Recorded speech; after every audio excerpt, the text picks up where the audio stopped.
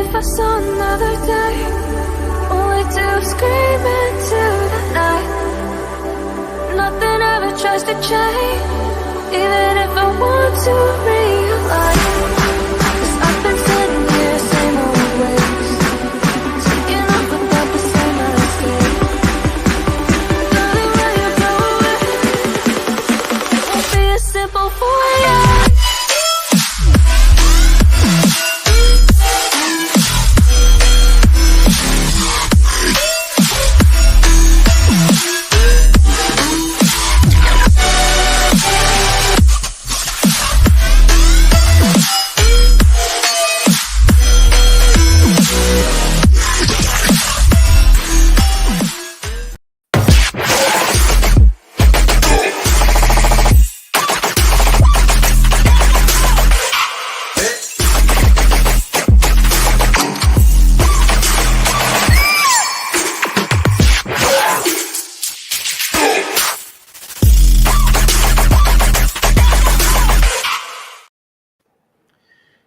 Yo guys, it's Orban G here, RDS here, back again with another live stream. We have some fantastic guests tonight. I'm joined by Papi Mental and Sabi from weTalkAjax. Thanks for having us, man. On, guys. How are you guys doing? All good. Good transfer window so far for us, so we're good. unlike others. Yes, yeah. We're definitely going to be talking about it. I'm also joined by Eddie Filiwo, who obviously everyone knows on the show. Eddie, how are you doing as well, brother? Yeah, doing good, man. Just excited to learn a bit more about Ten Hag. I've seen these gentlemen doing the rounds on YouTube, making cameo appearances. So I'd like to get some first-hand knowledge as well. So looking forward to it. Thanks for having me on. Appreciate it. Yeah, and guys, remember, if you're new to the channel, to like, share, and subscribe to Red Devil Studio. Follow on Twitter, X. Make sure that you also go and subscribe to weTalkAjax as well as Eddie's channel. The links are in the description, guys. So please show them some love. It goes a long way. So I guess let's get straight into it. I think first and foremost, before we even get into about Erik Ten Hag and tactics and as Ajax fans, how did you feel last season with the connections, the links, and then obviously ultimately Ten Hag leaving? How did you guys feel about it? You want to go first, Sabi? Or look, we saw this a little bit coming. Okay. The thing is, when everything happened during January with Mark Overmars leaving. Oh yeah, okay. Yeah. We knew that something was going to happen also with Erik Ten Hag, because he was already a couple of years with Ajax. He did some rebuilds with Ajax already. Losing your best player, buying new players, implementing a new style again. So he did that twice or three times at Ajax already. And after Overmars, that's his real buddy. That's his real friend that went away. So I already predicted something like this would happen. And it just felt like the perfect ending, like a symbiotic ending for both parties, Yeah. Can I ask real quickly though, for you guys, seeing the speculation of how your manager was agreeing in I think gentleman's agreement to come during your title race as well. Did you guys not get frustrated that you're a few games away from winning that title, and then big dogs come in for your manager? That must have been irritating. I mean, I watched the game against AZ Alkmaar, and you guys drew that, and I thought, wow, could this be the distraction, taken away from your team? How nervous were you guys during that period? Yeah, we were. I mean, I wasn't that nervous. I mean, we all know Ten Hag. Ten Hag is a coach who's really disciplined. He knows how to put his concentration and his view on his team and Ajax. It's all solely Ajax. So the only frustration which mainly came was from the media, and not the Dutch media, but mainly the UK media. I mean, they were. There was even a time where they were not even allowed to get into the press conference because they were only coming with questions. They were only coming with questions United related, and Ten Hag didn't want to answer those because his view was only Ajax. And once we became almost a league champions. It started to grow a bit, and it was official. He became the coach of United. So yeah, at the end we won the league title. It was a bit hard, but the Yeah, title, that's all that counts. I must say the end of the season was a bit of a struggle, but that's also because we lost Anthony and we didn't have a similar type of profile with Anthony in the team anymore. So Erik Ten Hag basically changed the whole system to suit Haller and Tadic to a more central role in a 4-4-2. And that's unheard of actually for Ajax, because it's kind of a religion to play 4-3-3. So that happened is a big statement, and that we won is even bigger. Can I ask another question on top of that? Because I actually wrote down in my notes, I was thinking for that formation he was playing in the last few games, obviously as a United fan, I was a little bit selfish as to my thinking. I was thinking, is he playing the 4-4-2, or when you see it in a fluid transition, it goes to 4-1-2-1-2 as well.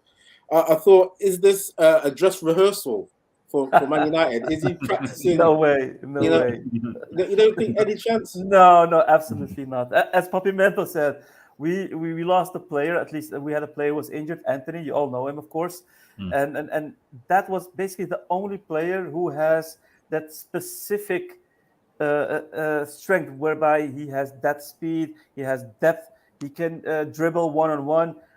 We didn't have a type of player like him in our squad when he was injured. So we had to change, at least Ten Hag had to change a lot of things to make sure that he still has a winning team, winning 11 on the pitch, because it was horrible when he first played 4-3-3 with Berghuis on the right wing, who didn't do anything great. He didn't do anything well. So he immediately changed that formation the next game, and it suited us, even though we didn't play that great. The win, it was all about the win, and we managed that. Okay. So I think you should in those last few games that he was playing it. But yeah, go ahead, Papi. Yeah, no, I also want to say you should be happy that this coach isn't afraid to play different systems. He's creative out of the box. He put Tadic, that was playing as a winger, on the striker position in the 18-19 season. So Berghuis is from that's a player we bought from Feyenoord, but he used to play on the winger side. He put him on the midfield at Ajax. So he is very creative in the way he sets up his team, and that's going to benefit United a lot, especially because you guys cannot sort everything out in one transfer window, right? So you guys might not play the 4-3 system in the beginning. Just to suit maybe a Harry Maguire, he would play 3 in the back with 2 wing backs. Even that is an option. So yeah, Ten Hag is smart enough just to go and play the strength of the team. Speaking of, obviously, for a lot of United fans, I mean, not every United fan is well versed in Dutch football and how it works. And I think a lot of the hype around Ten Hag from a lot of United fans is just surely just the idea of something different, some messiah to come and change the club. So just for the benefit of people watching and people watching later, how would you sort of describe Ten Hag's sort of tactics, his philosophy, his approach to the game? You want me to start? Yeah, I mean, Ten Hag is a coach who likes to play really attacking football, 4-3-3, with a lot of pressure on the ball, a lot of positional changes on or off the ball. Plays a lot with triangles on the pitch, so there's always a player who is available to pick up the ball. Trying to build up from the back. The center backs normally start the build up. Our backs can play either overlapping or inverted, trying to get into the penalty area, the 16-yard box. So there's a lot of danger. And what he always tries to do is trying to attack with the whole team and defend with the whole team. So you see a right winger always defending back. All the players need to be disciplined in doing their duties on the pitch, and he's really straightforward on that. He doesn't look at the player; he looks at the team. So he always said it's not your game; it's our game. So he wants to do that. And the main thing by attacking with the whole team and defending with the whole team is to make sure that there's no space between the lines. Otherwise, we would get in trouble during transition, because when we attack and there are gaps, there's a lot of space in the back or between the lines, you would ultimately get a goal against. So that's basically the basics of Ten Hag. I don't know whether Papimento has something to add. Yeah, I just want to give an example. You could see it, I think, as a Pep Light, the way City plays, kind of. That's also the way Ten Hag likes to play: high press, putting pressure on the opponent, and controlling the ball in possession. Can I ask you a quick follow up to that? Because like everything you're talking about is beautiful. Like that's why I was watching, Ten Hag in his last few games to see that, total Dutch football, man. It's beautiful, yeah. But we see you guys know of the counter-attacking profile of players at Man United. So let's say that you can't get certain players to do what he wants to do. Just a bit like Ralph Ragnick last season. We saw him compromise his style to kind of meet the players halfway. Do you guys, I mean, depending on the transfer window staying like this, where it's not been too good, do you I see hope not. do you see Ten Hag compromising his style to meet the players with, try and adapt to their counter-attack profile? Yeah, it depends. Definitely. I mean, he already did that in the last games of the last season. We didn't have that specific player that had to play, Anthony, to play our way of playing. So he amended that to a 4-4-2 system whereby the midfielders were put in their strength and the strikers were put in their strength as well. So I hope you guys get a decent transfers coming in, except of course for Anthony and Martinez and Timber, etc. But that's a different story. But so Sabi, real quick there, you said, he's adapted the tactics for, that was like just one player, isn't it, Anthony? At Man United, there's about 10 players or more that don't fit the system. That's going to be a hard thing to adapt to those guys. But it's all about discipline. I mean, you got players like, for example, Rashford, who had a terrible season. If he got the ball or if he lost the ball, he didn't defend back. He stayed put. He didn't and so he wasn't helping out the team. The same applies, for example, when Bruno Fernandes tries to put pressure on the defense. Nobody was helping him. So it's all about discipline, compromising, making sure that everybody has the same point of view in how they want to attack, how to defend. So it's a matter of discipline. He needs to start with that, and of course a bit with fine tuning on your defense, because attacking wise, I think you're quite okay. Midfield and defense. I mean, midfield and defense, those are midfield's the big issue. Defense and midfield is the biggest issue, because your backs are going to be very important in the build-up. And I don't think Dalot and Teixeira, I think. Oh, Telles. Telles. Yeah, Alex Telles. I don't think those are good enough to implement what Ten Hag wants. I mean, Harry Maguire for us, he's not really good, and we would never want him at Ajax. So I think that's going to be an issue as well. We'll not have a transfer swap. If you guys have Timber, we can Maguire. I mean,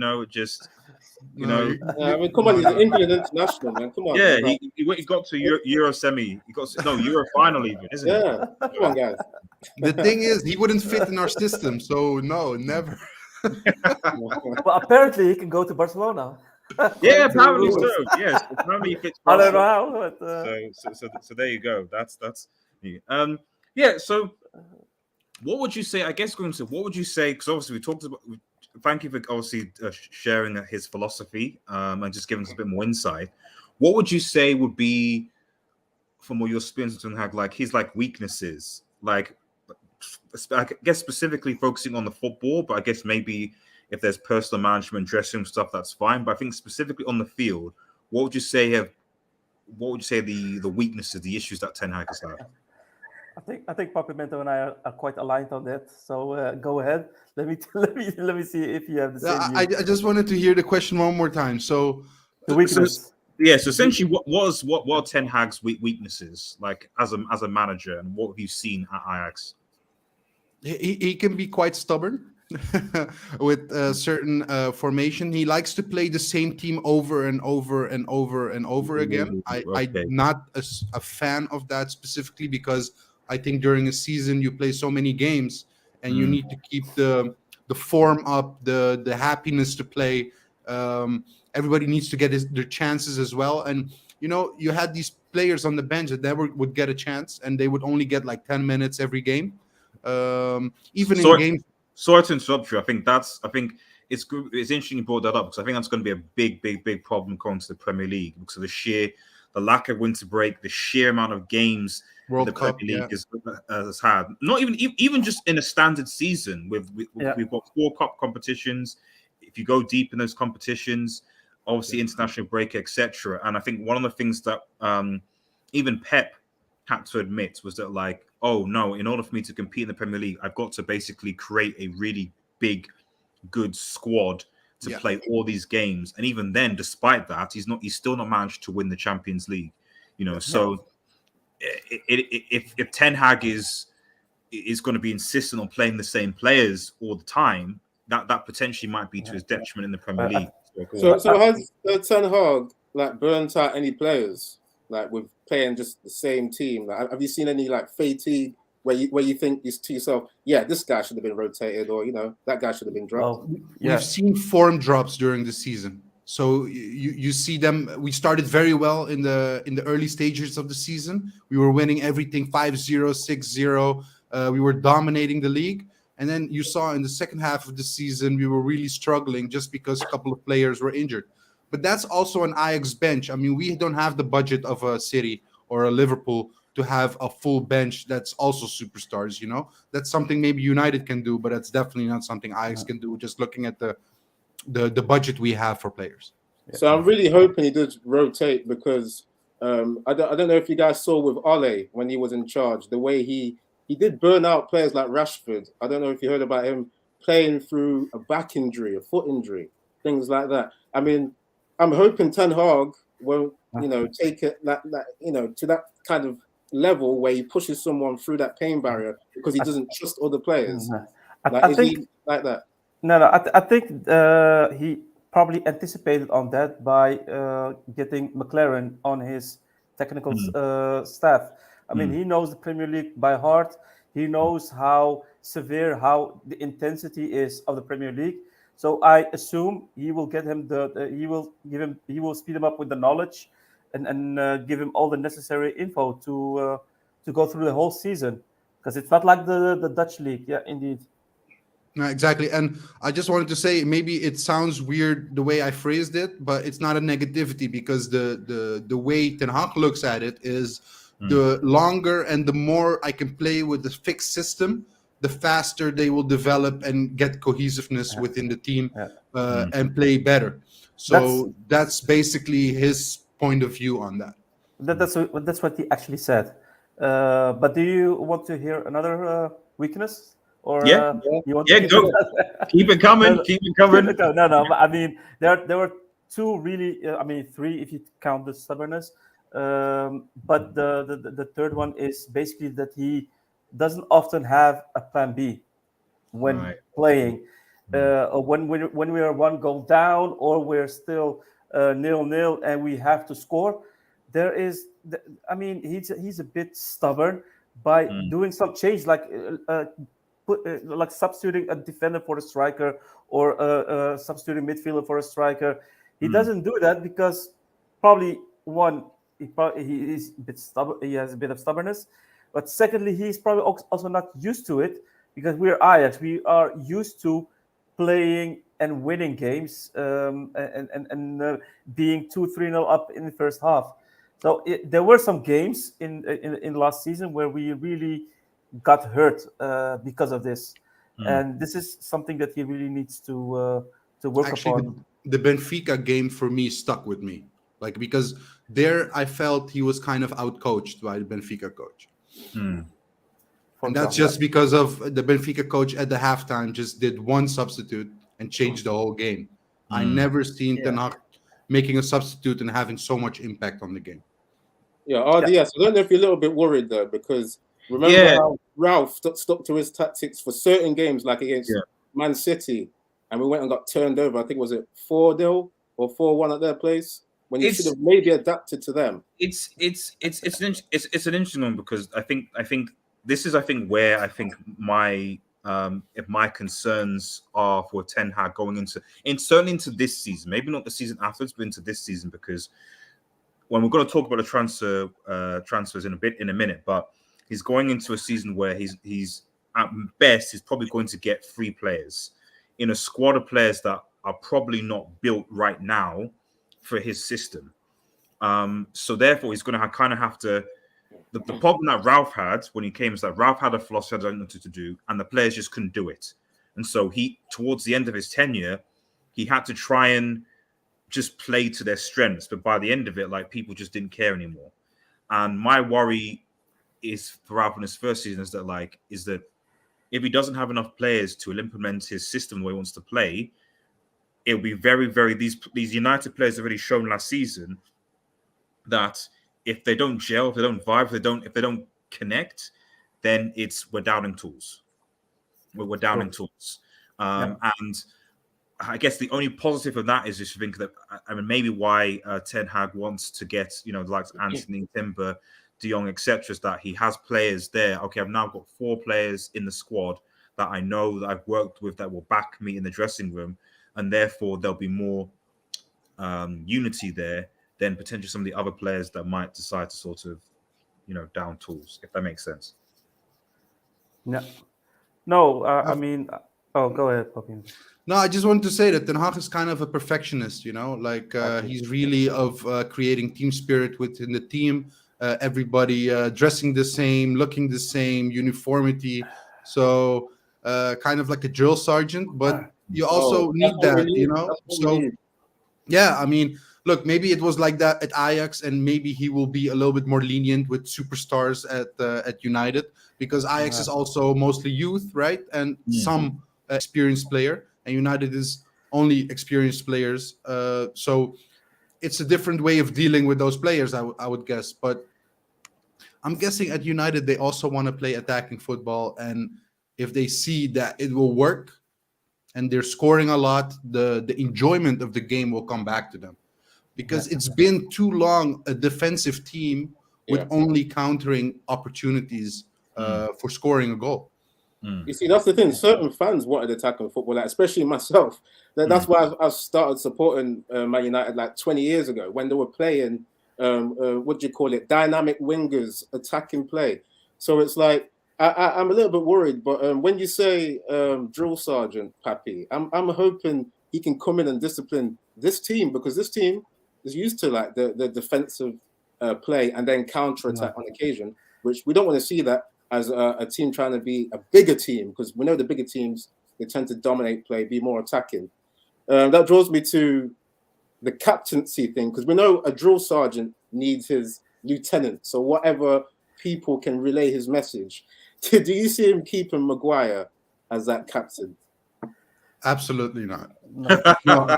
The only person that should get it is Ronaldo, I guess, if he stays. But I'm guessing he's staying.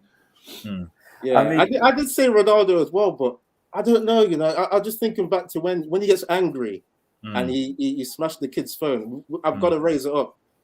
Come on, I mean, he's got anger. That's true. No, that's true. That's true. But I think when he gets that captaincy, when he will get that captaincy, I think he will think a little bit more forward. So I think he will be more mature from that aspect. Football wise, I think he will get that respect, and that's something that was lacking with Maguire. I mean, you all probably saw the game where Rashford was really cursing at him. He wasn't respecting him. He wasn't respecting him at all. I mean, if you're a captain and you don't get that respect from your co-players, who's going to respect you? Shouldn't be. Exactly. I mean, you're no leader. In that case, you're no leader. I just want to also ask you guys, because we're talking here, but what would be a realistic target for you guys this season? Because what would you be happy with? I mean, it's a rebuild. Let's say he gets 3 players now and 3 players in January. Just what would you be happy with? I mean, first of all, I don't even think that's going to happen. Three players now, 3 players in January. That I can't remember the last time United even did something like that. Since probably the last Dutch manager in Van Gaal. So I would be very.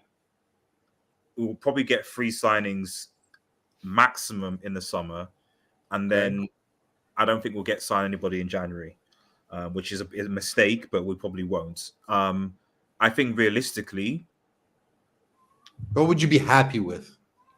what in terms of expectation for Ten Hag, Yeah. Europa League. So Okay. that's Yeah. so 6th place, I ideally, Okay. but it's still difficult because the Premier League is still it's year on year it still gets more and more competitive, and year on year you still see these teams like West Ham, Brighton, Wolves, all these kind of middle of teams that just improve slowly but surely.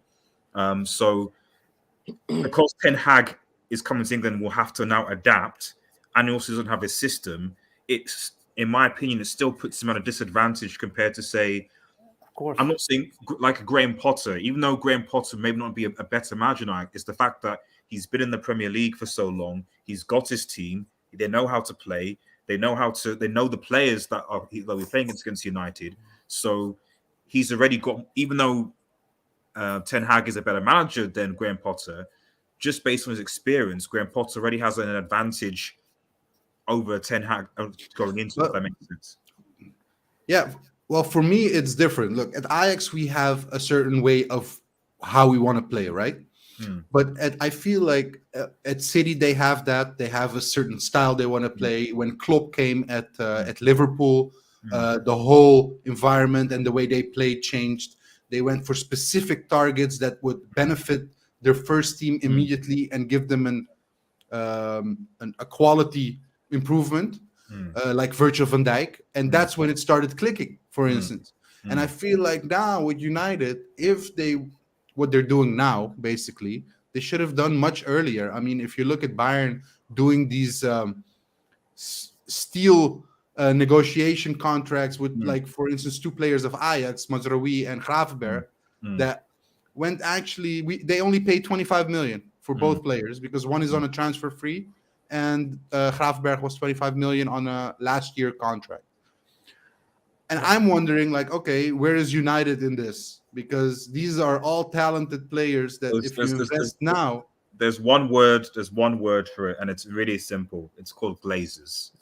That's basically it. One word, Glazers. That's it. That's it. There's nothing. Oh, sorry. Before I go into it, just a super chat from Mike Talk Football. Sorry, buddy. Thank you so much for the super chat, Mike. So I really, really appreciate it. Now, hopefully I don't mispronounce this. How underrated a player is Jari Litmanen? Yes, I'm biased. That was the easy one, yes. Come on. Yeah, I don't know if he's underrated, because for Ajax fans, Jari Litmanen is one of the best number 10s that ever played the game. But it depends on how other football supporters perceive him, because he was very good at Ajax, but I don't think he was very good at Liverpool afterwards. So yeah, Barcelona. Not sure. Yeah. He was injured. He was injured a lot. That was a bad thing. But at Ajax, he was a true legend.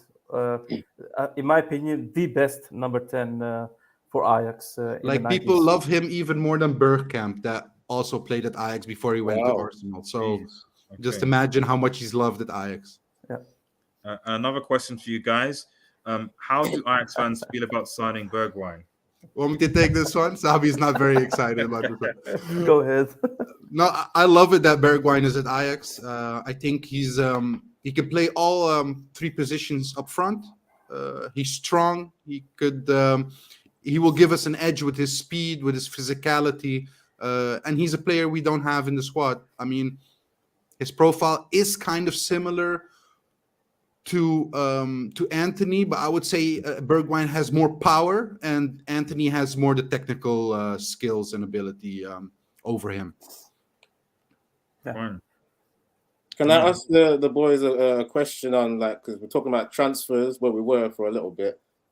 Well, I'm sure you guys have seen I might call it a fiasco with the way the De Jong transfer has been going on for in our perspective as fans. It's been going on like for a long time, and the patience is down because Man United have had the worst season. So people like me were thinking, okay, Man United, you secured your manager early on, before the season ended. Why have you not moved faster than some of these other teams to get like your main signing? People are saying like Ten Hag, he's set. He's got the power and he's set on getting De Jong first, right? And he won't get any other players onto after. And then they're saying he wants to get Ten Hag. No, sorry, he wants to get De Jong in, right? So that he knows how much money is left over for other signings. So he's got to get the main priority signing. Was that kind of thing happening at Ajax where you just have to wait on Ten Hag, or was your director of football handling, the negotiations like just properly? Like, do you know what I mean? No, I mean it was mutual. I mean, Ten Hag had a say. He had a veto on all the transfers which came in for Ajax. But Overmars, he was quite direct. He pays up. He can bargain. He was a businessman after his football career. He was a businessman before he went back as a director of football of another club in the Eredivisie. So he knows how to handle deals. He's quite straightforward. He's really open and transparent. So it went quite fast in previous seasons when he was the director of football. At this moment, with the Frankie de Jong saga, I think it's a matter of United and Barcelona playing poker. I mean, Manchester United thinks, well, Barcelona needs the money because otherwise they get bankrupt, etc., etc. So we'll keep that amount quite low and then see what happens. On the other side, Barcelona is thinking, well, you really want Frankie de Jong, and you really had a shitty season. You need to make a statement, so you need to pay up. So it's a matter of supply and demand, but I mean, United need to pay up. It takes too long. But also, Eddie, I just want to say, like, look, Frankie is just not just a normal player you're getting. It's a quality player, a first team quality improvement, a player you will rely on. All the attacks will start from him. He's press resistant. You can control the ball with him on the midfield. Like, there are not many midfielders that can do what he does. So whatever it takes, pay up. Just not even pay up, just wait it out, because I feel like people are already at United already fed up with this whole saga of Frankie de Jong. But that's a proper target. You should be happy with that. I mean, I don't want to say it, but there are other teams that have a midfield that go ahead. Huh? I'll say go ahead. Depends, like, No, I wanted to say, I mean, Arsenal has been rebuilding for 15 years, but they're still playing with Xhaka, and you guys are going for Frankie de Jong. I mean, that's a whole different league midfielder, in my opinion. So, just hold on, because at Ajax, I mean, Bergwijn is coming now, but Bergwijn has been sought after by Ajax for already 3 seasons, and it didn't work out. It didn't work out, and now finally it's been working out. It's taking. I don't think they have to wait, but that's but if it's a player that can boost you immediately, and if it's from that level, just be cool with it, and hopefully he will be there. Don't forget, the training has already started, so you don't want a player coming after a month or a month and a half and missing out the preseason. Because he's going to deal with a new team, new squad, new tactics, same coach, but that coach was from 2 years ago. So he needs to adapt as well to the Premier League, to the intensity, to the culture, to the weather. So it takes time. So I'd rather have him before than waiting until the end. Savi, like we discussed yesterday at the other show, right? You have steals going on. We have Nico Tagliafico as a left back, 4 million. 4 million. He played Champions League with Ajax. He's better than Luke Shaw, what you have now. Why are you not buying him? Malacia from Feyenoord, one of the best left backs in the Eredivisie, coming up now, really grew the last couple of years in his level of play. 15 million to France. So if you know your wingers or your right backs, left back, your central defense is not good, Yeah. you can You see, easily pick Papi, up all these steals, man. Papi, this is why, like, for me, I'm so angry that, because I'm sure you guys heard that Ralph Ragnick was supposed to be an advisor and they let him go, right? He would have been looking at people that are, like you said, maybe a cheap signing like 4 million and, relay them to Ten Hag so he can work with them as a coach. And yeah, like I said, Man United have got rid of this guy. And do you guys have you even heard of John Murto? Have you heard of his reputation? Do you think this guy is really going to get the signings that Ten Hag wants? I mean, this guy's legacy is working with Everton, and we see what they're doing. They're just mid-table, not even mid-table, are they anymore? They're like relegation. So, do you really think Ten Hag can work with this John Murto? I really don't know. I mean, Ten Hag is somebody who wants to have the upper hand, and I don't know. I heard the rumors that it was Ten Hag actually who wanted Ranić gone. Yeah. I don't know whether it's true. I don't know whether it's true. What do you think? I don't know. Well, I know Ten Hag is quite a stubborn guy, as Papimento said. So if he thinks that Ranić is a dominant person within the room, I don't think he wants to have him nearby him. So it might be possible because it could clash. It could clash. So maybe that's one of the reasons. I really don't know. And there's not many football guys at the club. There's not many football guys at the club, right? And no, I would have thought another football guy that knows, like, what do you call it? Counter press, because Ten Hag uses counter press. That will have like kind of similar mindset on players. That's what he does have the same philosophy. So yeah, I was a bit surprised as well. But as you said, your club needs to have football persons within the management. And it doesn't really matter that the scout doesn't have that experience. If Ten Hag tells him, look, this guy I really want, just go fix it. As long as he's good at the business side of it, he doesn't need to really scout, right? And he could just go based on the advice from the coach. Just a quick question, you guys, as I see a few more questions in the comments, guys, and we'll get to them. But just something that I think will also be, again, important for United fans, because we've also been talking about midfielders getting Frank de Jong. But obviously, recently, not too long ago, we did sign a midfielder from Ajax, and he was called Van der Beek. Oh, yeah. And I don't know whether you've been reserving him. Obviously, we saw what he did for Ajax and what have you. And it's been a sort of a disaster so far at Manchester United anyway. So I think my two questions would be regarding Van der Beek would be, why do you think that it's been difficult for Van der Beek so far? And two, how do you think Ten Hag will be able to use Van der Beek and unleash his proper potential at Manchester United? To answer this question, you have to understand what Donny van de Beek is good at. So his best skill is getting into the box, becoming a second striker, and finishing it. Okay, and that's like working in tight spaces, because at Ajax you play on the opponent's half. You have very little space. So he's very good in searching for his position and going in the box when it's needed to finish across a pass, whatever. Okay, so what happens is if he went to United, but United is playing a counter-attack based system. Okay, that means he's further away from the box where he's the most dangerous. At Ajax, he was always near the box. At United, he starts at his own half and needs to figure out a way to get to the box. That's a whole different way of playing football. And I think it's Donny van de Beek's own fault for making the mistake of going to United, because that system didn't suit him. So I think you would have known that then, or maybe you guys, you saw the money, 40 million, and you guys pushed them out. Was it maybe a case of that?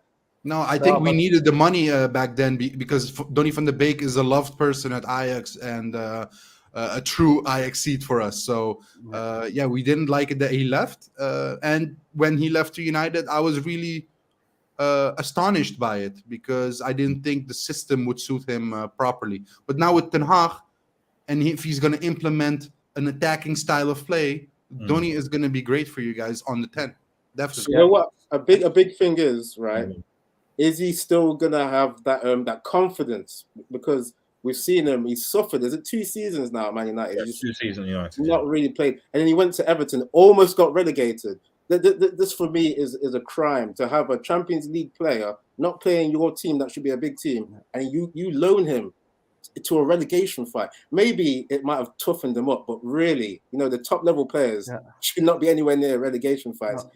It is. No. Do you reckon Van der Beek is going to have that mentality, right, to just get going, or maybe it takes him another season or two to adapt?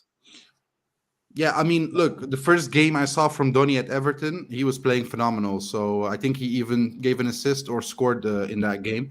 After that, I think he got injured, so he didn't play many games for Everton anymore. So yeah, of course, if you get injured, the level is going to drop, and you can't maintain your form throughout the season. But that doesn't mean this guy is a great mindset. He will not stop running for you. He will easily run 10 miles in a game without breaking a sweat. So this is the kind of player Ten Hag really loves, and I think you will see much more of him next season. And at that time, when he was bought, it was a buy from the club, not from the coach back then. So actually, the coach, Ole, etc., he didn't even want him. So that's why he wasn't used. But with Ten Hag now, he knows him by heart. He played with him. I'm quite sure he will use him. So you mentioned, just briefly before we move to a quick question, that Donny van de Beek's position is more like as almost like a second striker, more like in the box. So knowing Manchester United's team, who do you think will have to come out of the Manchester United starting 11 to be able to accommodate Van der Beek in that particular role? Yeah, I see it different than Sabi. So Sabi, you start. Yeah. I don't see him as solely as a potential number 10, as a second striker. He can easily play as a central midfielder next to Frankie de Jong. He also played that a lot at Ajax, where he had a controlling role right before the number 10 in front of him. So he might be able to play that. I mean, we all know his stamina. He can run. He's a real box-to-box player. And last season, he was really pumped physique-wise. I mean, when he started, he was like very skinny, so to say. But then he got training during the summer, and he was like a beast, the next Hulk. And that would help as well with his technical functionality, able to distribute the ball, to pass the ball. He can do quite well. And in that case, he could take over the role from McTominay, for example. He could play alongside Frankie de Jong if he would arrive. So that could be a tandem. Definitely a possibility. I just asked real quick. Yeah, I just like wondering, like, is there any players that you would take from Man United? Because like we know they're not a good profile, but is there anyone that you would think would get into the Ajax? Yeah, I think 2 players I will definitely take. Yeah. Ronaldo and Sancho are, I think, players that could work easily at Ajax. Even Elanga, maybe, but I don't know his technical ability. But he does have a lot of speed, and I saw a couple of games where I was kind of impressed with his ability. So, he listens to him. I didn't write him off yet. Well, yeah, no. And I wanted to respond about your ideal midfield because look, if you get Eriksen and Frankie de Jong next to each other and Donny van de Beek on the 10, you could easily, for me, I could see Bruno on the wing position, Sancho on the other side, and Ronaldo as a striker. So, and then maybe Marcus Rashford as a backup striker for Ronaldo. Because look, if Haller can score goals, then I'm sure Rashford can get back to scoring goals. I see Sabi was giggling a bit. I think I've heard you guys disagree on this before, right? Yeah, about Bruno on the wing. Yeah. Yeah, I mean, I don't see that. He doesn't have that. I see it as a kind of a Ziyech kind of a role, kind of Mahrez way of playing, getting a lot of crosses into Ronaldo or Sancho, having shots from the box. You know, he will be closer to the box than playing from the midfield, where he would need to do much more off the ball work.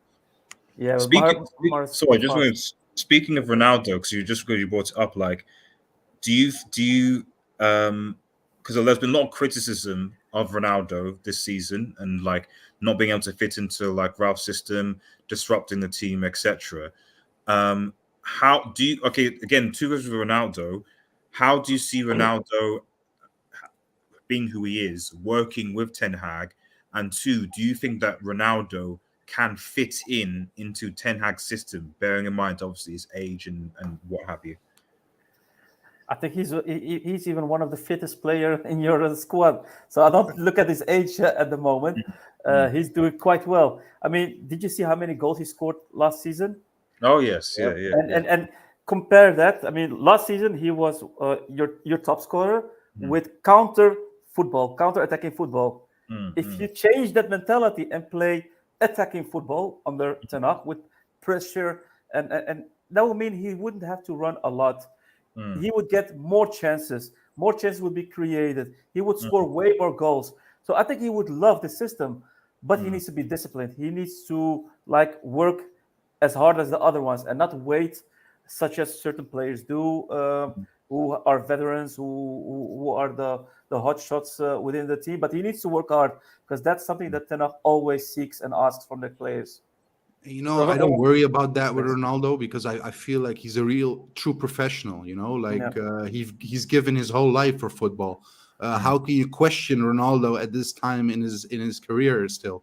Give him a good team, and this guy will score you 30 goals in the Premier League. So, if you know, Ajax has always been known for creating a lot of chances, and if Ten Hag can create the same amount of chances like they do at Ajax, then Ronaldo will be a beast next season. So, I'm not worried about that at all. Sorry, can I just go back to what Sabi was saying about working hard then for Ronaldo? What exactly would he have to be doing? Are you talking about tracking back or maybe just making runs? Pressuring the opponent. Like not only by himself, but all the players. So you have the right winger, the left winger, the Sancho, and for example, Rashford, I'm just naming. So they need to pressure, and the midfielders need to pressure as well to their midfield. In that way, the central defender or the goalkeeper needs to like shoot the ball elsewhere, and you can recover the ball, or you could conquer the ball at that moment, at that place, and you can easily create chances, and without even have to build up from the start. So it's about giving the opponent less time to think what to do with the ball, right? And the less time it has, the easier you get the ball, or the easier they make the mistake. So it's 11 players putting press on the ball when you're not in possession. And in possession, you control the match and you control the rhythm of the match because you have the ball and you control the pace. So that's the way Ajax looks and the Johan Cruyff philosophy looks at football. That's why I've seen Ronaldo. Sometimes he will make certain runs, but he's getting older, right? There were some games where I see him, he wouldn't offer those runs because he's getting old. And when he was at Real Madrid or Juventus, there will be certain games where you see he's relying on runners to obviously make the runs and then get the cross into him. So this is why I was asking about the 4-4-2 or the 4-1-2-1-2 at the start. Yeah, I'm really hoping that Ten Hag will use that because I don't know what you think, Red Devil. Yeah, because Ronaldo up front, he could do with a partner up there to just maybe do a bit of running for him. I mean, not all the running, obviously, but just help. Well, that's why I find the Van der Beek as a second striker situation, quite interesting. So obviously, we don't really have. I don't think United really. I don't really class as Bruno as a number 10 anymore. To be honest, I don't think he's that number 10. Outside of that, I don't think United really have any other number. The only would have been like someone like Mata, for example. A big peak Mata would have been good, but Mata's obviously gone. So United don't really have anyone that can do that role well anyway. So if Van der Beek can potentially do that role, and support Ronaldo in the position, that's a possibility. Okay. Might be. Also, yeah. No, I said it might be. It might be. Quick question from the chat. Kev answers: is Sangara appears to be the type of player that will pair well with FDJ in the midfield if it happens. Is there a better available option, Martinez or Neves?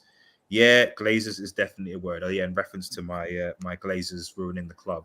What do you guys think about that? About the Glazers or Sangare? You keep the question up. Yeah, I'll keep up. Yeah, sorry. Yeah, Sangare. Yeah, I don't know whether you all know Sangare. He's a player from PSV, a midfielder. Quite like he's a player who disrupts the passing lines of the opponents. His physique very strong, so he's definitely a player who can be useful in the Premier League. I don't know whether he could cope with the intensity or the training intensity or the way of playing at United. But if you have somebody like Frankie de Jong beside you, it's always easy to play in midfield. Every player can play quite well with Frankie beside you. So could it work out if you seek such a player? I mean, Alvarez from Ajax, you can compare a bit with him in terms of disrupting the passing lines, being like the additional defender in midfield, because both are quite terrible in progressive passes. They're not quite good at it, even though Alvarez has done it a lot better in comparison with last season, with 2 seasons ago. So yeah, it depends on how you want to play. If Ten Hag wants to play the same type of football as what he has done at Ajax, he might be an asset for United.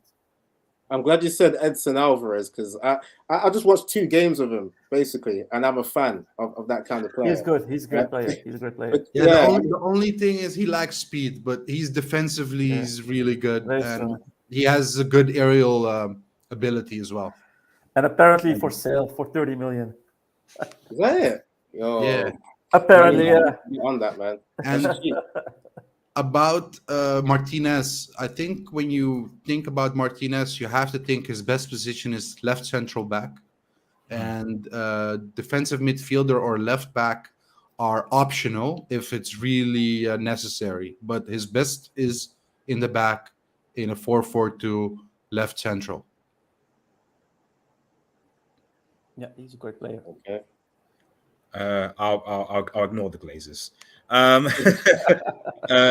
Ajax says, question for Papi and Sava. So what would be your combined starting 11 if you have both the MUFC and Ajax players at your? That's actually do. I think we've still got time. We can do that. We can do that. Like. But they've just said they'll take just 2 Man United players, so yeah, exactly. but it'll still be interesting to see the rest of the team of like The debate. Ajax. Yes. I've got a 1 second formation generator here. It would just be so I think so I assume we'd be playing 4-3-3. Yeah. We'd be playing 4-3-3.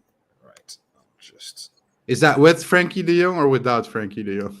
I'm going to assume that Manchester United are getting Frankie de Jong. So yeah, let's They have to, or it'll just be a massive embarrassment. They can't have that on their record, surely. No, definitely not. Right. Let me just screen share this. Thanks and a lot, obviously Ajax, by the way. Yeah, thanks. Hard questions. right. Can everyone see that? Yeah. Yeah. Right. Okay. So 4-3-3. I'll get the players. Yeah, the 8 is the pivot to the front. So. Oh, sorry. There we go. Yeah, Exactly. Bring it here. Yeah, you can already include Frankie de Jong because that's that's probably a unanimous decision. Yeah. Okay, keeper. I'm gonna go with an Ajax keeper. That's for sure.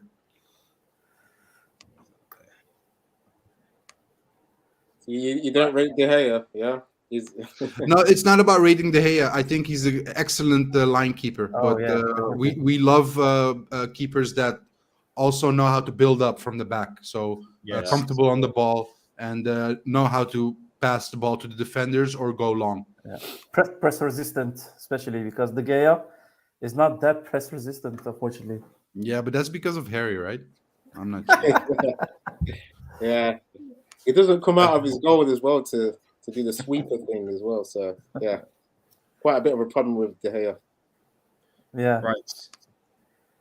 Pasveer. How'd you spell that again? PAS. BAS. VEE. No, the P of Oh, Peter. sorry. No. The first No. word instead of the B is a P. Oh, P. Sorry, yeah, my bad. Yeah. There we go. You still got the B in there. There we go. PA. Yeah, there we go. Yeah, and then VEER. BEE. No, the S needs to remain. Like Yes. Yeah, I'm being brickish. Sorry, guys. no. SBEER. There. Yeah, That's yeah, perfect. yeah. Finally, jeez. Right. Let's go Centre- to the centre back pairing. Yeah. So basically, no one at United, basically, because I mean, No. that's. Well, So- can we actually, use no. What about Varane?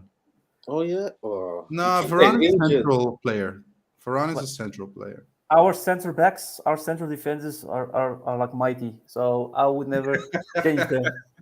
Yeah. So I would say You dismiss five, like I said, 3-time Champions League centre back in Varane.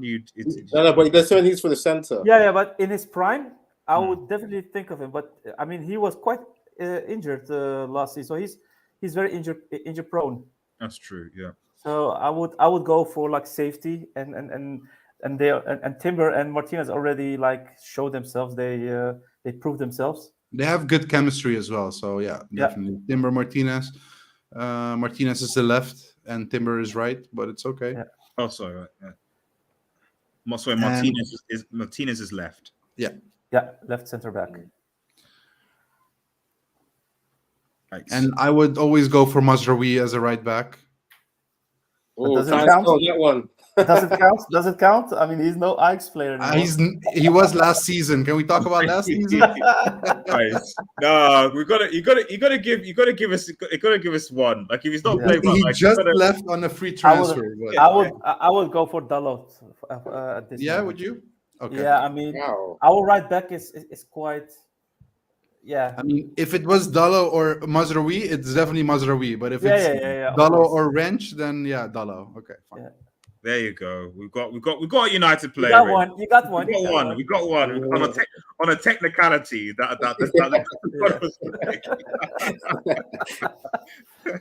Okay. Oh man. Right. So depressing.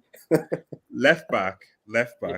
Yeah, Nico. Yeah, you could say Blind, but Nico. I would go for Nico in the Premier League. Nico Tagliafico. Because normally we got Blind playing there. You all know him. He played for United some years ago. Mm-hmm. But for the Premier League, I would choose Nico. Yeah. Okay. I mean, Eddie, does Shaw even come into this conversation at all, or even Tellez, or are we just done with those guys? Tellez definitely doesn't. I don't know Yeah. what happened to him. I don't know if he touched the Space Jam ball. I don't know if you guys are, are familiar with that reference, but it's like he's touched something and all of his powers have been sapped out. Yeah, Space Jam. Because I heard he was good at Porto, but I don't know who this player is. Yeah, he was quite well. He was quite well there. Yeah. So no to Tellez, and Shaw keeps getting injured, and you know he has a problem with his weight as well. Sometimes he has to be told to overlap. I mean, Ten Hag will rip it. I was about to say Ten Hag will rip his hair out. He'll be ripping out his scalp to tell Shaw to overlap. So Shaw doesn't get in either. Yeah, I've seen Tagliafico a few times, even before Ajax. He's a good player. I saw him score on the last day as well for Ajax when you're winning your title. I think going back to the point the boys were talking about, he was underused, wasn't he? Really, he wasn't really rotated in enough. And because Blind was playing most of the time because he's very important for the progressive passing. Yeah. And Nico is more of a traditional left back that overlaps more inverted outside, but doesn't have the progressive passing that Blind has. Okay. So let's go to the midfield, guys. Right. Yeah. So, are we thinking a Van der Beek, Frankie de Jong double pivot? I'm thinking Frankie de Jong, Eriksen, Donny van der Beek. Oh, so Donny van der Beek in the 8 position. But we don't have Eriksen yet. We don't have Eriksen, Poppy. Yeah. No, they're also interested in Ericsson, so I'm guessing they're also going to get him. Okay, you're The thing of Ericsson is that like there's the part of me that thinks that Ericsson is going to stay at Brentford. It's I don't think he wants to leave London. his So there's wife. I think his wife is there. Yes, Yeah. exactly. Yeah. Well, so look, before he went to Brentford, he trained with Ajax under Ten Hag with us before he went to England. So there's a chance there he might want to play for Ten Hag again, be a backup for Frankie maybe, or be helpful this season with the rebuild of United. See it as a final goal. Let's See, say. I want to believe that, Pappy, but why has it taken so long for him to come? I mean, he's a free transfer, so I'm not sure you guys are serious about it yet, or not convinced about him yet. I'm not sure, because he should be easy to pick up, basically. Yeah, exactly. That's why I'm even more skeptical about it. 'Cause it's because there's clearly something, and I suspect from what I've seen anyway or read, it's that like he doesn't. I think he wanted to go to Spurs because they've got Champions League footballers in London, but I think Spurs are looking for other options. Yeah. And so now it's really just him. It seems to be between United and Brentford. So do I go to United and go to Manchester and leave? Or do I stay near around London, but obviously stay at Brentford? And that's in the decision. So yeah, I wouldn't go knowing United's transfer policy. I wouldn't bet on United going for Ericsson, to be honest. Yeah, I see it as a missed opportunity, man, because he is really good. Technical ability is straight there. Like him and Frankie de Jong would do great together on that midfield. I'm sure of it. Yeah, short-term solution. Definitely. And he did well at Brentford. It's not like he went there and he didn't do anything. He was amazing. Of course, but remember that word that I said before. Remember that word. You always have to. Everything that you say, what we're talking about is common sense. But you have to remember that word that I mentioned before. The family. It just makes sense, So did they take? Sorry. Did they take the dividend? Yes. Obviously. Of course they did. Yeah, that's what that. See, the only there's 600 million debt, and they've still got to take that 11 million. Yeah, it makes sense, doesn't it, guys? And the thing is, people forget that they actually took dividends out in January as well. So they took dividends out in January, and they took dividends out in December. Yeah, it wasn't as much as the 11 million, but they took it. So it's like, can you tell me a club where the owner's taken dividends out 6 months apart? Anyway, that's what we're saying for the holding midfielders. I heard Van der Beek and De Jong. Is that looking good for that holding? Because they'd have the chemistry, wouldn't they, in there? So definitely. I mean, I wouldn't put McTominay there. That's something which I'm quite. I didn't intend to put McTominay anywhere near this squad. Who would you pick, Fred? Would you pick Fred? Yeah, over McTominay for me. I don't like McTominay at all, man. He hides too much in that midfield. Yeah. I mean, De Jong and Fred midfield would be interesting. Could be. I think it would be a real competition between these two. Yeah. I definitely think that. I mean, I don't know what McTominay does, or whether he just has nudes on people in training. I don't know. He seems to convince everybody that he's awesome. He's convinced Mourinho, Oli, even Ralph. There's just something. There must be something that he's done. He got something. Yeah. I mean, we can see though. So I mean, if you were to go to highlights, you would just see him fouling players. It's because he's physically imposing, And the Premiership does have a lot of teams that like to bully and do that kind of thing. So I think it's that he just runs a bit and can do a bit of a tackle. But guys, we've said this before on different channels as well. Be mindful that the players you've seen this season might be the same players, but they're playing a whole different level because this system with Ten Hag, it will be more of a team and less. How do you say? It didn't look as a unity on the pitch last season. Attack and the defense were too far apart. It didn't click. It didn't feel like a unity. I think when that starts happening, maybe even a McTominay will start playing better as well, and the mistakes will be less. Okay. Yeah, I you guys really have hope written you them do off, that. right? But yeah, some players will come back under Ten Hag. Just I hope don't write them so. all out. We But the live thing to is, hope. Pappy, there's so many. There's so many that have to be transformed. Whether it be mentality to be more brave on the ball, like McTominay, or telling Fred to maybe, just be more conservative with certain passes. Or no, that should be applied to Bruno. Bruno should be more conservative with passing. There's so many different profiles in there. So it's a big job. It is. It No, is. It is. So It what? is. So what are we agreeing on them as midfield then? So De Jong presumably. So who's pairing De Jong then? Ericsson, right? Uh, No, Eriksen was a no-go, right? yeah, we're saying I don't I want to reckon jinx. Fred. I don't want to jinx it. Then we'll put Alvarez there. I like it. Alvarez. Alvarez. Oh, yeah. I like Alvarez. I already said that, innit? Yeah. I haven't A spelled Z that right. at the sorry. end. A Z Z. at the end. Wow. Oh, that was good, but just a Z at the end. Yeah. There we go. Yeah. Okay, and then in Donny eight van de position- Beek on 8.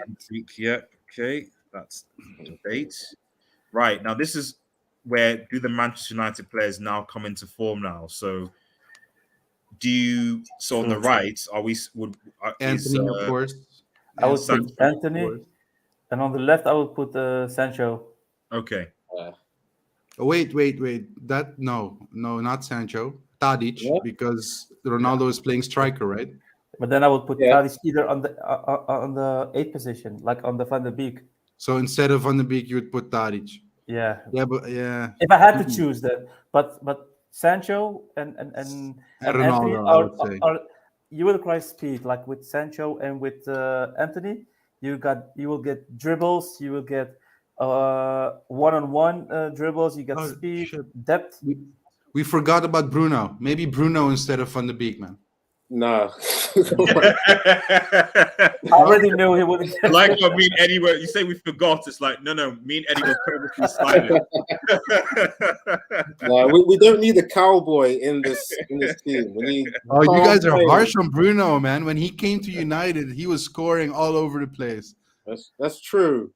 But it's like in that situation, I've got to say they were playing everything through Bruno.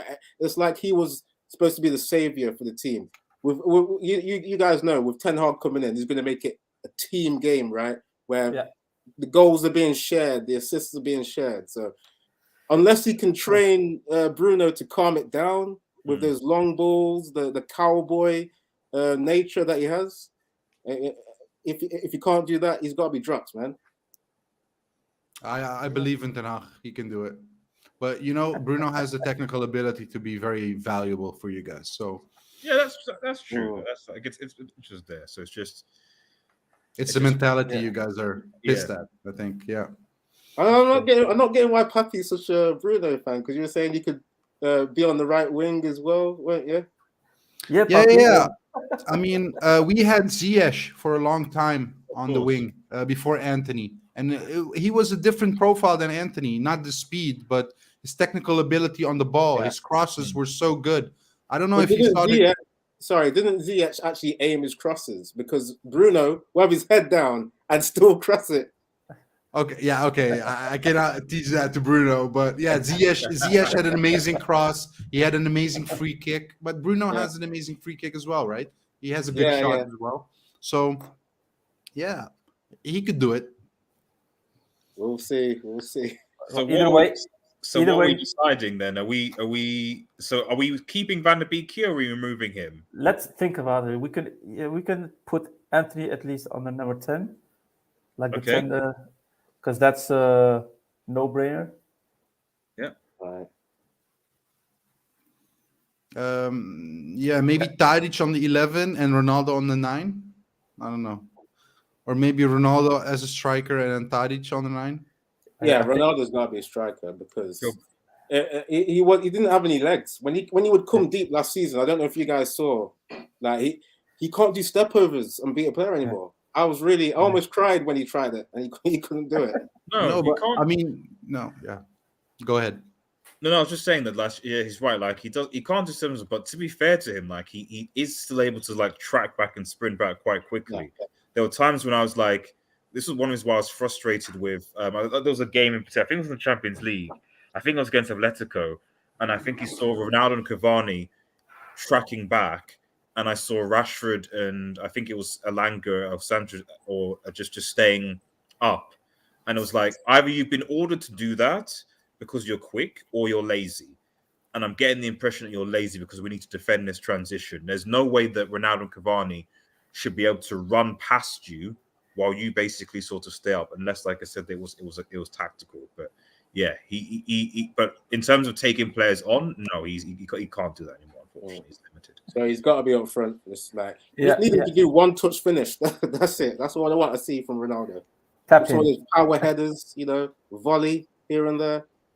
Yeah, he's an excellent finisher, man. If you just use him Yeah. for that, his position, just finding his position where the ball is going to be, he does that phenomenal. That's That's comments true. and disagree. IK Phone says, I would remove Alvarez and play Bruno on the 8 and Frankie on the 6. For the rest, I totally agree. And Ajax says, come on, guys, remove Alvarez, put Donny van de Beek there, and make Bruno the number 10. Yeah, 8 on that's screen. at least that's what I wanted to put because I wouldn't put Alvarez. Why are you guys disrespecting? disrespecting Donny? Why? Huh? No, I'm disrespecting Alvarez Oh, for In the United. two I games. mean, In the I love two him, games but- I've seen of Alvarez, I just I'm put a Alvarez firm there to believer. protect Dallo, man. Just so Dallo can make 1 or 2 mistakes in the game. Alvarez will back him up. That's what we need because he's going to make mistakes. I mean, I don't know how much you've seen of Gallo. He tries to shoot from right back as well. There's certain things he does where it's like, Yeah. Going what is forward, he he's okay. Defensively, he can be exposed a bit. That's why you need Alvarez. See? yeah. I want Alvarez in there. I'm saying he stays. So Okay. are You we got the saying lead- you got the Sancho. is Sancho then? Is that No, Sancho? no, Tadic. Tadic would be there. Tadic. Oh, Tadic? Yeah. For me, He's our for me, it would captain. be- Very important. So For me, it will be Sancho, but I can give this one to Papi. yeah, just because he's our captain, he's our top assist leader in the team. So yeah, you must have him there. Just I so agree with that as Ronaldo well. gets enough chances. I agree with that as well because he's on form and Sancho just way off form. The debut season he's had, for me, I know he relies on some link-up play. Yeah. I didn't even see enough dribbling, things like that. He got a few assists, maybe a couple goals. It was underwhelming. But yeah, But I think at Dortmund, he was so good though. Sancho, Yeah. before he came to United, he was a different player. So if Ten Hag can get that level out of him, yeah, you guys are gonna be happy with him, definitely. Yeah, man. Let the viewers comment on this to see whether. Yeah, they guys, agree. for those who are still watching, obviously, let us know if you agree. Obviously, with the starting 11, hopefully everyone can see it. So it's definitely a much. If this was United starting 11, I've got no complaints. Unfortunately, a lot of these players happen to play for Ajax. And the only really the 2 players that haven't played for Ajax before are Dallo and Ronaldo. Everyone else has to some capacity. But it just goes to show you that what Ralph said, which was that United need to have at least 10 or so players.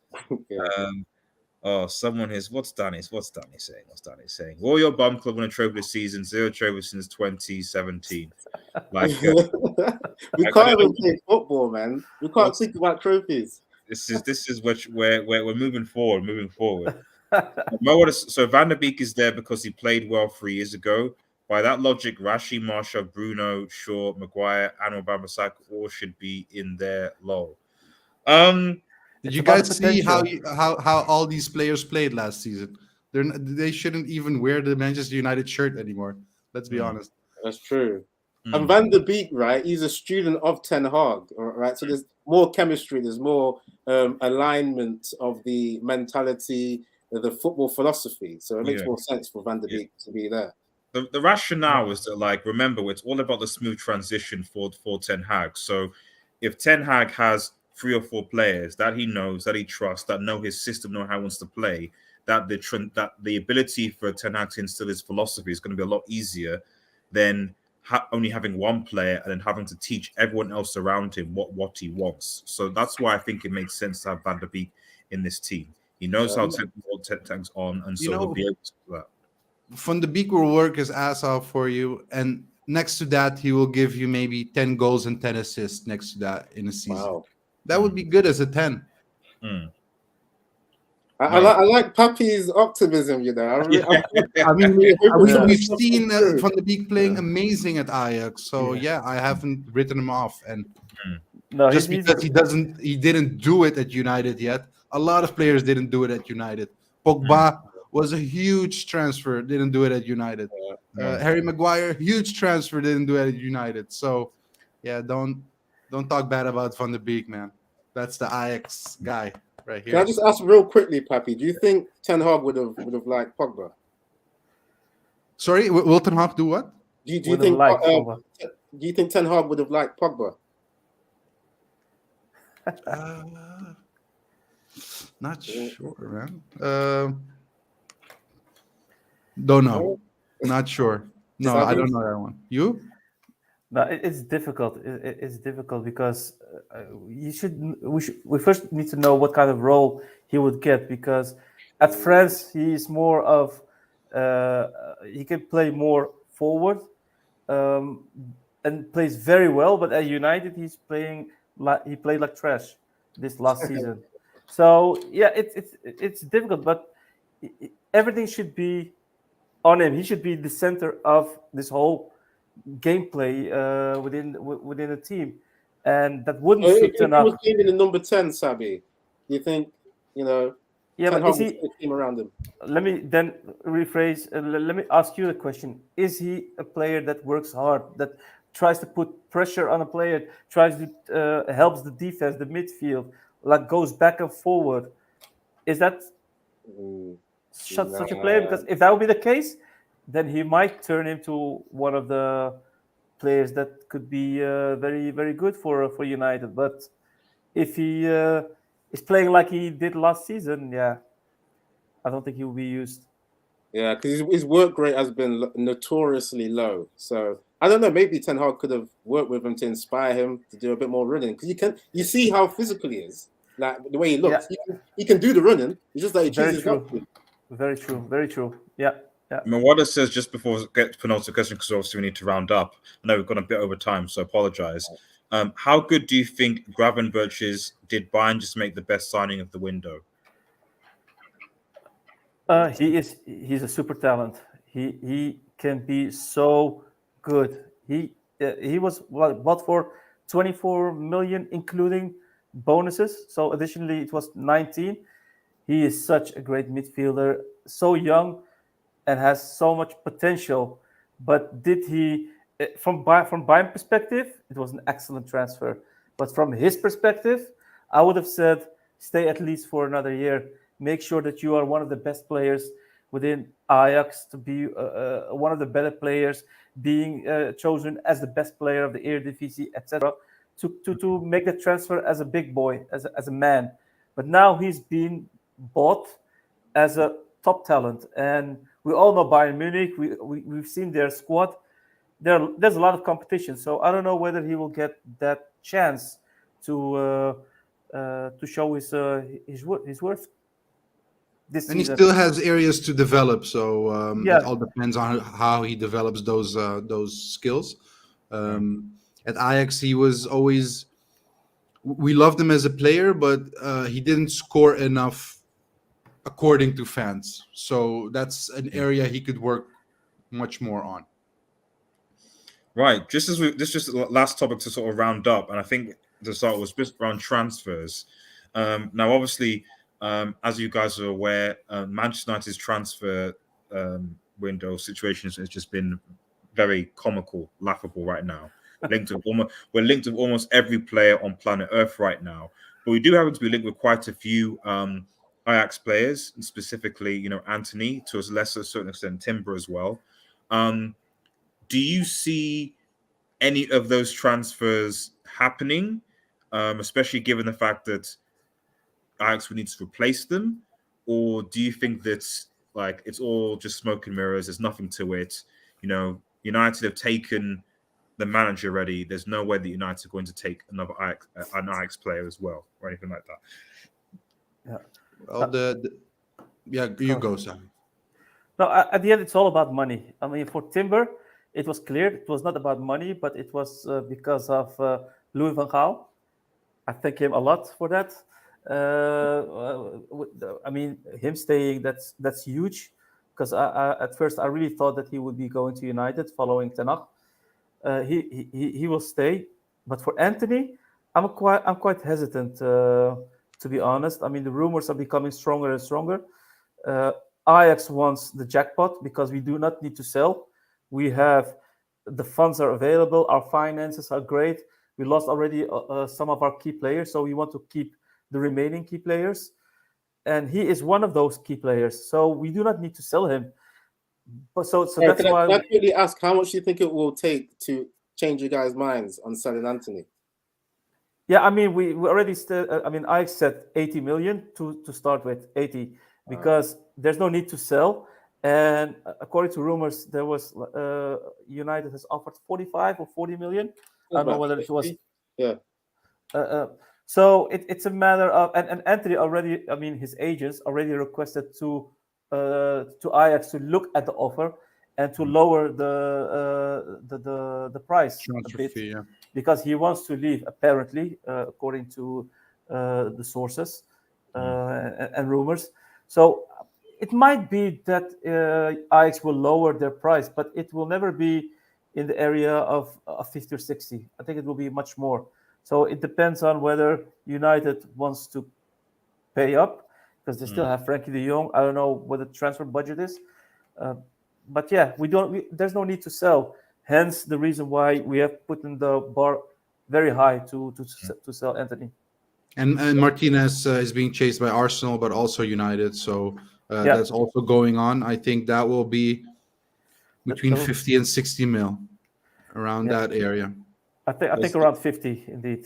There's a meme going around Twitter saying that, like, imagine if Ten Hag starts Anthony Elanga, Anthony Martial, and obviously Anthony from Ajax, and it's like, Anthony, pass the ball.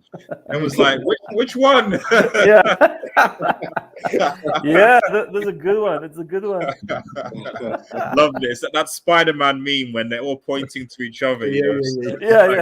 Like, which Anthony? What's going on? I guess that could be a possibility next season if obviously it's signed. So, but yeah, I mean, from the outside looking in, like, how do you see United as a football club when we do transfers? Like, we're not particularly good to work with. Like, is it just a question of like how do you see us, if that makes sense? Go ahead, Puppy.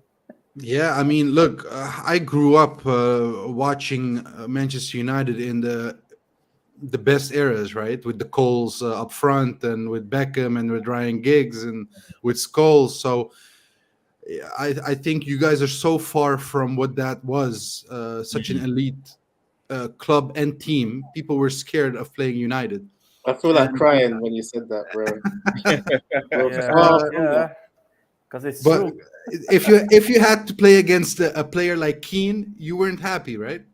So I feel you guys are far from that, and you guys let yourself come into a situation in which the whole team is garbage, and there's so much to do that this transfer market is not going to be easy for United fans. And I think it will be in a couple of seasons. You guys can do more targeted transfers to really boost the quality in the team, but it won't be like we need everyone. Can you guys give us Van der Sar as well to help us? No, that's not going to happen.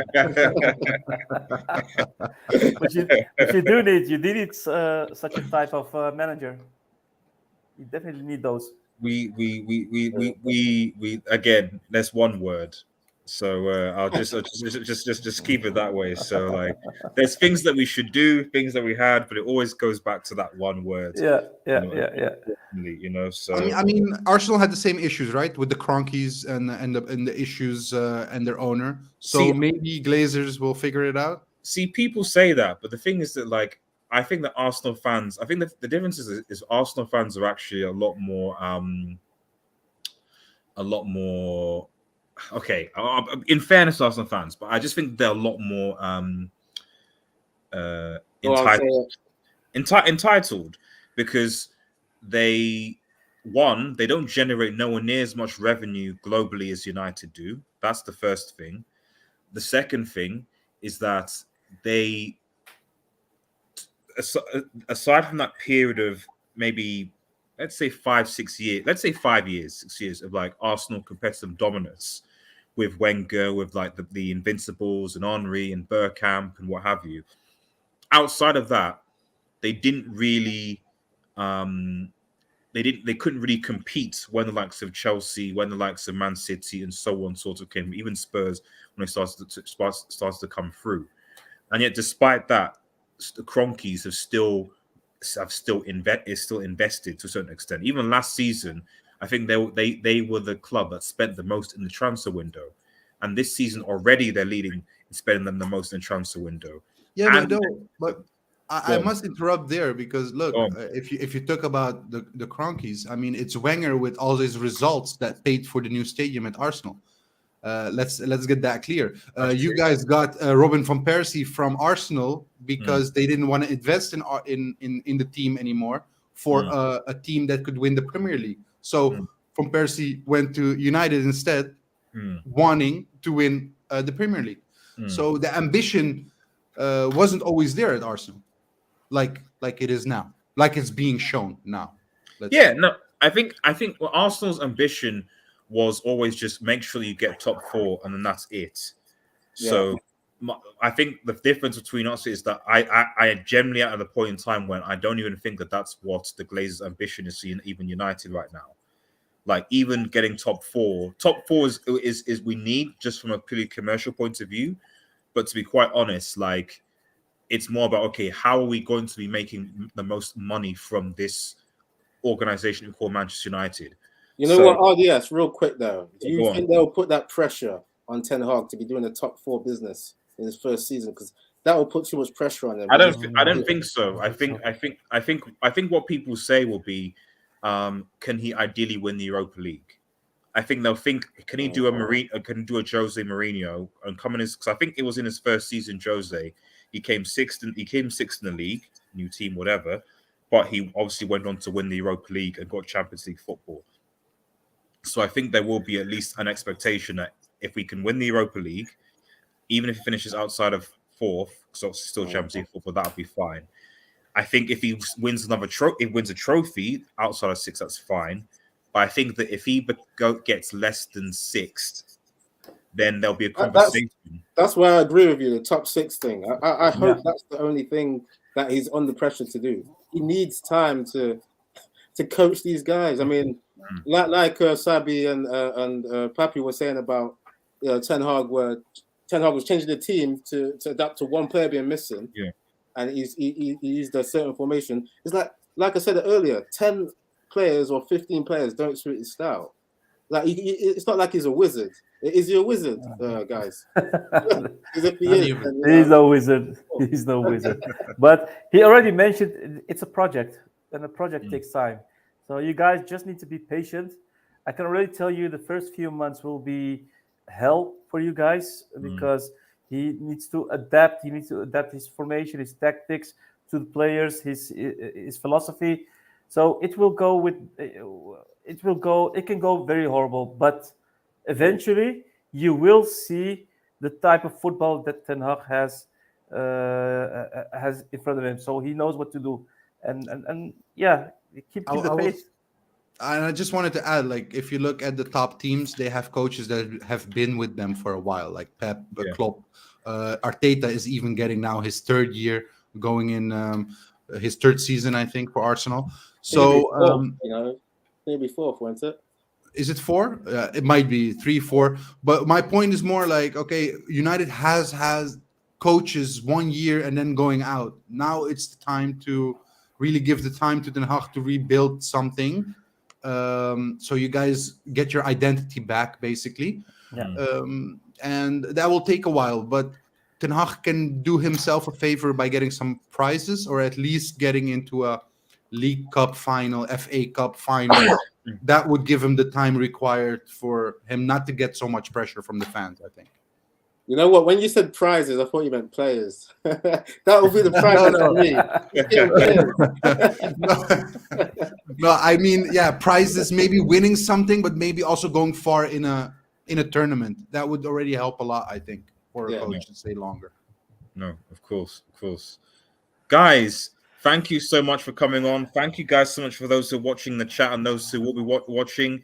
Thanks for having Remember, us. guys, remember, like Papi, Papi, Sabi, guys, thank you guys so much for really like No problem. educating us, and obviously the chat as well. And for those who are watching, we really want obviously Ajax to do well as well. Just before we leave, just shout out your channel, weTalkAjax, like what you guys do, what to expect, just for the audience. Go ahead. Yeah, we from weTalkAjax. We have Ajax that's not here with us, and Juan, that's the host from weTalk channel. We discuss everything Ajax. We have our extra talks that discusses everything that's going on with Ajax, and we have our own game talks in which we discuss right after the game what happened, what we liked, what we didn't like, and what we expect for the next games. So yeah, just check it out on weTalkAjax on YouTube. Appreciate it. Make sure you subscribe to it below, guys. The link is in the description. And Eddie, just briefly, thank you for obviously coming on the show again with me, Eddie, as well. Like, where can people find you, buddy? Yeah, first of all, it's been good talking to Papi and Sabi. I've obviously Thanks, man. subscribed to the Appreciate YouTube channel and I'm following you guys on Twitter. So, you know, it's really, really good to just be talking to you guys. And, well, I would say in person, but we're online. But, yeah, you know what I mean. So, Face yeah, to face. yeah, follow these guys. You know, great guys to talk to. And you can find me at Eddie's Football Waffle. I do commentary on games and just like a reaction on games. And I try to put a bit of humor because, you know, as Man United fans, we need some levity to certain situations. So if you want to see some jokes, yeah, Eddie's Football Waffle on YouTube. Thanks again for having me on RDS. No problem, guys. Right. Thank you guys for tuning in. Really, really appreciate it. Have a nice day, everyone. And cheers. Night.